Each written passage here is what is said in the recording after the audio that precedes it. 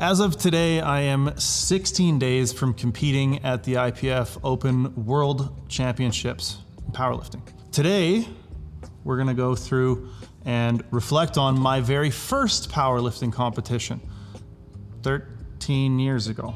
Almost exactly 13 years ago to when I'll be competing at Worlds. As of today, my best lifts are a 327 kilogram squat, a 205 kilo bench, and a 385.5 kilo deadlift.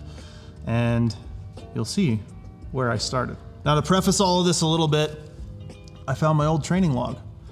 So I was able to dig into some of the training that I was doing heading into this first competition, because yes, I have written training logs from 2010, 2011, leading up to this meet in 2012.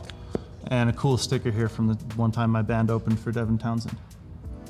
So heading into this meet, I actually was one of the first times I ran 5-3-1. You know, I picked up the book. Again, it's like this paper thing with the one hard side and then kind of the spine to it and a hard back.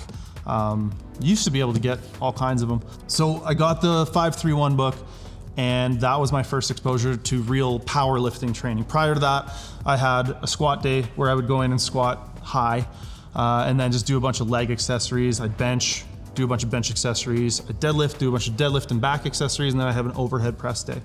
And I did that for a number of years, gained a little bit of weight, you know, worked my way up from I think like 155 pounds when I started, to then competing at this meet in the 83 kilo category. And again, for reference, I'll be competing as a full, walk around like 119 to 120 kilos. So I'll be competing in the 120 kilo category at Worlds. The most interesting thing, and probably the only real thing that I want to reflect on from my training, was that I used to do a lot more work than I do now. There were a lot more accessories, there were a lot more exercises overall, and there were a hell of a lot more sets. I'm looking at a lot of different, 7x5, 8x4, 10x3, 6x6. That's not 5-3-1, you might be saying. And remembering now, what I did was I took Smolov Jr. and ran it for my bench press on top of 5-3-1. Because I ran 5-3-1 a couple times, didn't really find my bench was going anywhere. So I took Smolov Jr. and just slammed it into 5-3-1. My lower body always responded really, really well to 5-3-1, so we just kept going with that. And then I just kind of like made up my own little taper here, and away we went. So let's get into some actual meet footage. And we've posted some footage from this meet before, and there's been some disbelief that this is actually footage from 2012. My dad, I have great parents. They're very supportive of powerlifting. They always have been. And my dad has always also been a pretty technology literate guy. When he was younger, him and his brothers owned an audio-visual store and sold like car stereos and TVs and video equipment and stuff like that. So, fast forward to 2012, he had a really nice digital camcorder already. So I'm, pretty grateful to have this really good footage of my very first meet in Moose Jaw, Saskatchewan, in the basement of a mall at the old Inner Strength. The gym was called Unparalleled, and this was the Unparalleled Open. There were, I think, like 20 lifters total and one female lifter. It was a very different sport back then. So yeah, let's get into it here, starting with my opener.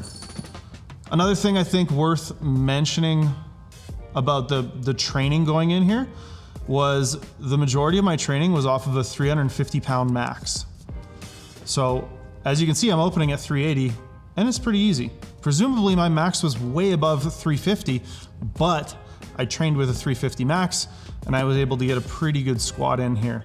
I do also notice, number one, I'm just so young and small. I was 83 kilos here. I think this is the only time I really had to cut. You can see I'm just, kind of stumbling back out of the rack with the bar, taking a bunch of stutter steps and unsure of my footing, unsure of everything. There's no knee sleeves. I didn't have any, and I didn't really know how wonderful and glorious they are. Believe it or not, my second meet ever, and this is how I squatted. I got called for depth. Watch this. I bombed on squat depth my second meet. Do you think I'm in? yes, I'm still bitter about that. Yeah, so I basically just put the bar on my back, walk out, fall down, because again, I squatted high for a long time. And the first time I ever tested my maxes, I said, you know what?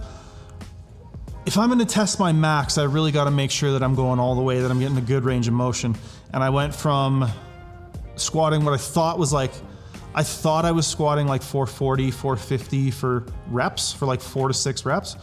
And I think what I ended up with was like a 405 squat that nearly took my soul. Real quick, not sure what you're gonna be seeing on screen here, but this is, the conversion is wrong on the 197. It should be 435. Just give my younger self a little bit of credit here. Yeah, and again, just kind of like fall into the bottom and pray, screaming. You know, bars just bouncing around on my back as I rack it up, as I stand it back up. But again, the lower body lifts were always kind of my forte. You know, they always progressed easier for me. I, you know, was kind of maybe a little bit stronger than your average person at the time, anyways, in those lifts. And then we have what I would consider my Achilles shoulder, the bench press, right? So in this meet, I'm pretty sure I only got one lift. I made a number of infractions. I showed up to the competition actively making 3 like type 1 errors in the warm-up room. And what I mean by type 1 errors is you make these errors, your lifts do not count regardless of whether you know, fulfill the requirements of touching your chest, locking it out, etc. So I was benching with my thumbs around the bar, an illegal grip. I was up on my tiptoes. I had my feet pulled in way too far, just like toe picking. And the rules of the competition are that your feet need to be flat on the ground. And every rep, I would lift my head up as the bar came down. Somebody told me in the back room, as I was warming up for the competition, like, oh, hey, bro, you can't do any of those things. So this is the after effects of me trying to change all of those things on the day. I did luckily get one lift in, but yeah, you can see the obvious confusion on the first lift here. You'll notice as I go to grab onto the bar here, number 1, I have my thumb loops on. That is not allowed.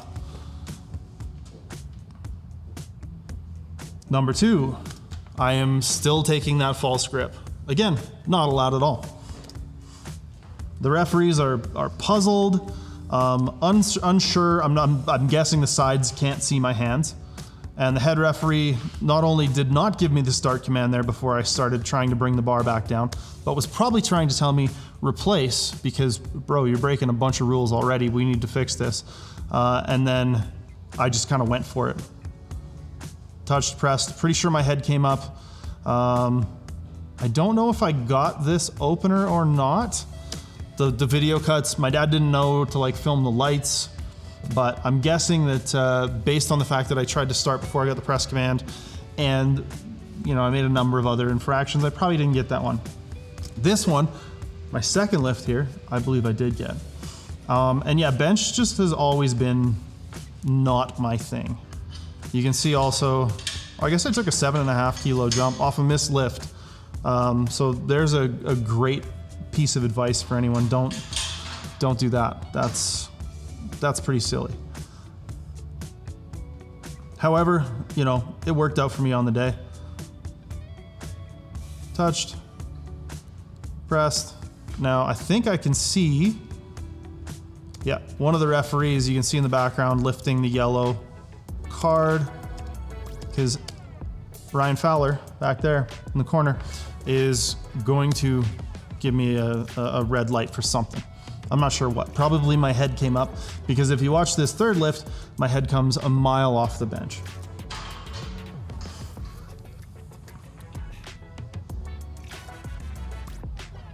Chuck Taylor's also notoriously bad for actually looking like your feet are flat.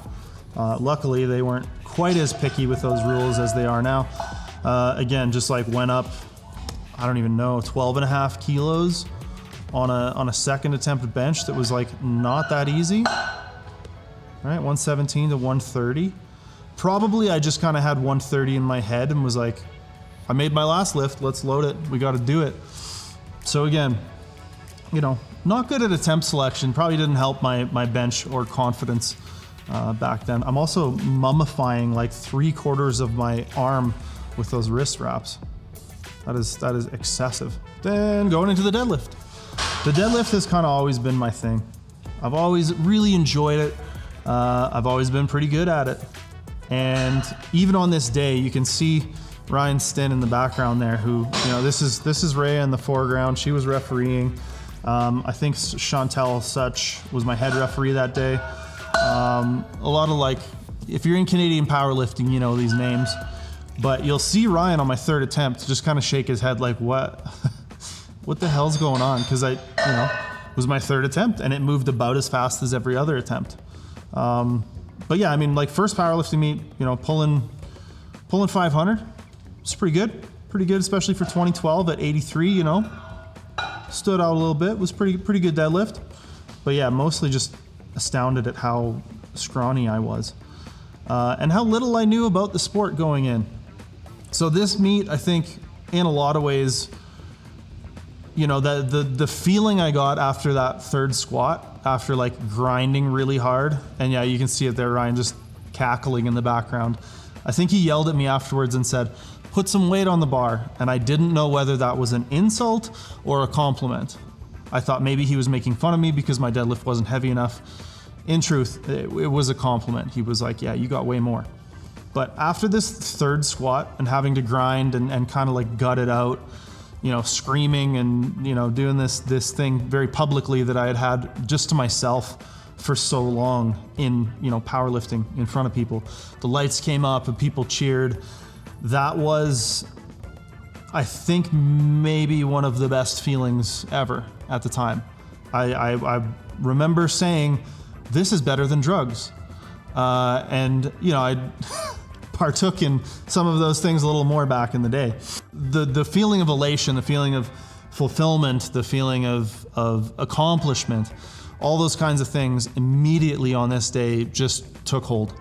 And from that point onwards, I became pretty obsessed with powerlifting. Not long thereafter, you know, I think I lifted for another 2 or 3 years or so. And then in 2013, 2014, maybe about 2 years then, was when I had my first like competitive experience. I had a real like head-to-head battle. It came down to the last deadlift, and it was that kind of a thing. That was when I really kind of leveled up and was like, okay, I'm gonna start taking this really seriously.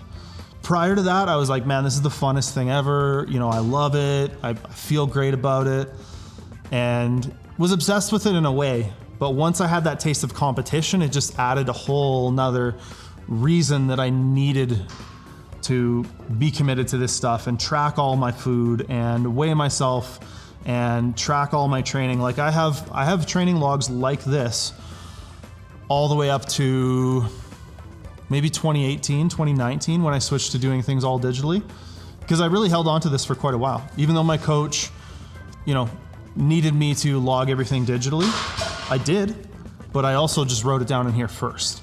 So I have a lot of these old books, and it was kind of fun going back and reflecting on some of the stuff. But yeah, getting the experience of actually going head to head, actually, you know, doing this against somebody really drove me to kind of take it to the next level. And then at that point, you know, it became my career and my job, and all of these things kind of snowballed into where we are today. And I think it also encouraged me to want to make this kind of stuff for new lifters, for beginner lifters, because yeah, I mean, other people might have bounced off powerlifting if their second meet they bombed out, right? I had a terrible experience at my second meet. I didn't understand it. I got what I still feel were some inappropriate depth calls, but I also made some really bad calls in response to those. Right? Like I think I jumped up in weight and then eventually got to a point where I just missed, because not only had I jumped up in weight a little bit, but I was also trying to go deeper than you even saw in this video, which is really deep. And I bombed out.